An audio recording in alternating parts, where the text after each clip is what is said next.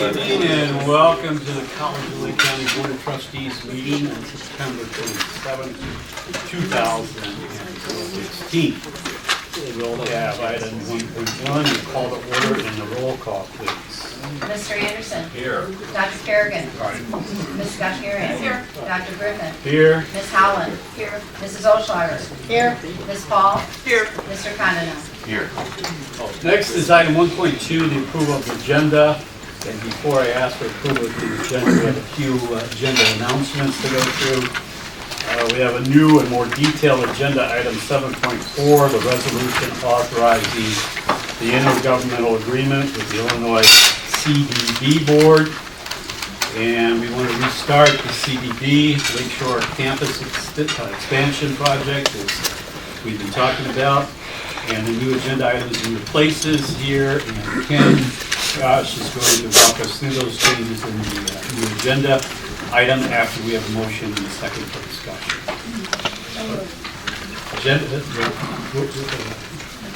We'll get to that. Agenda item 11.2 is the positions, additions, and reclassifications, reorganizations, deletion, and vacant positions. Again, that's 11.2. Will be amended and we'll be voting on to reflect part-time status, it should read, instead of full-time status, right? And 11.5 will hold agenda item 11.5 contracts, which is page 99, the FOP bargaining agreement for closed session. We will hand out the new corrected version of the agenda item during the closed session. And we will request that closed meeting under the Illinois Compiled Statutes 5 ILCS 20.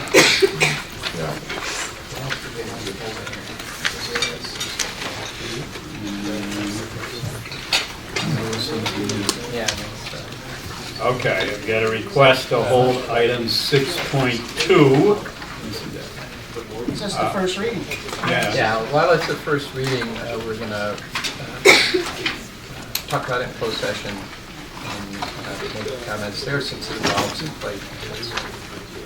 Okay, it is centered in employee benefits, so that's 939, non-bargaining unit employees, employment compensation and benefits. So that's item 6.2. So the reasons for the closed session: appointment, employment, compensation, discipline, performance, or dismissal of specific employees of the public body. And Section 2C2, collective negotiating matters between the public body and its employees. And Section 2C11, litigation when the public body finds that action is probable or imminent. There will be a closed meeting. There will be action, after the closed meeting. Now, unless I've missed anything, I'll ask for the approval for agenda 11.2, please. 1.2, excuse me. So moved. Second. Okay, comments? Okay, roll call. Mr. Kondenar. Aye. Ms. Howland. Aye.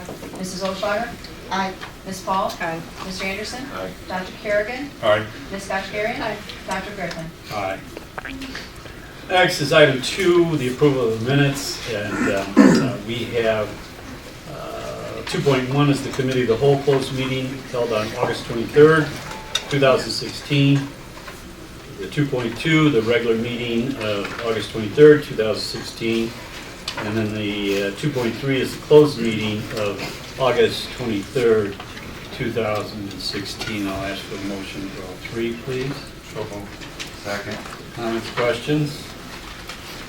Roll call. Mr. Kondenar. Aye. Ms. Howland. Aye. Mrs. Olschlager. Aye. Ms. Paul. Aye. Mr. Anderson. Aye. Dr. Kerrigan. All right. Ms. Scott-Garian. Abstain. Dr. Griffin. Aye. Item 3 is the receipt of notices, communications, hearings, and petition.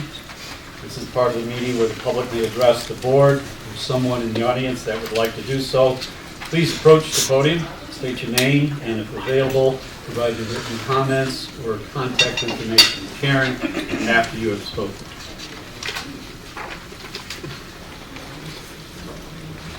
Silence is affirmation. We'll move on to the chairman's report, item 4. Retirement resolutions. First time we haven't had a retirement resolution in a while.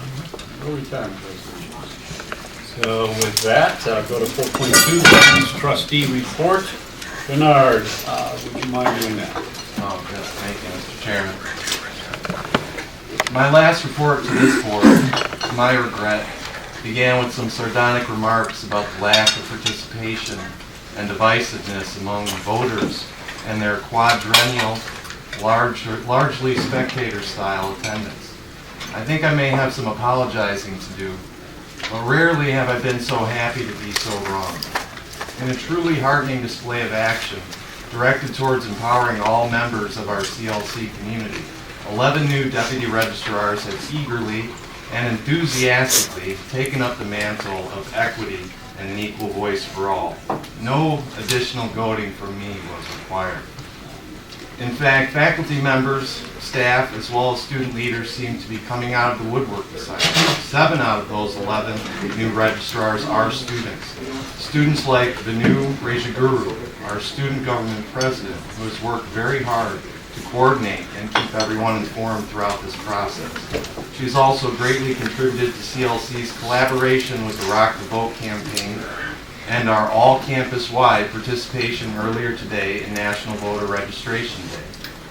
But the news story is just one of many that have coalesced into a vision that defies the very news cycle that I reproached so harshly last time. A news cycle that I, nevertheless, used to unfairly judge others. This amazing group's willingness to work selflessly towards a common goal, despite an obvious panorama of diversity within it, has shattered those preconceptions and left me with a deep sense of pride for this community. A community that is not divisive, but works together to provide a platform where empowerment is strictly nonpartisan and a respectful dialogue is always encouraged.